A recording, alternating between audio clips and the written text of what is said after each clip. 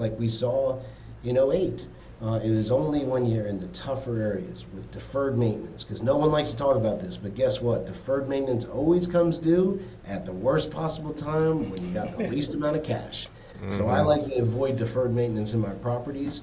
And again, it's a very simple aha.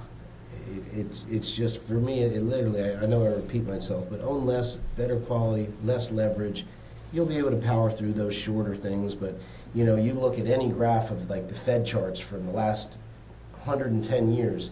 Real estate has always continually gone up. There's dips and there's this, and we all know about my grandfather bought his house for this. If I had kept it, it'd be worth this.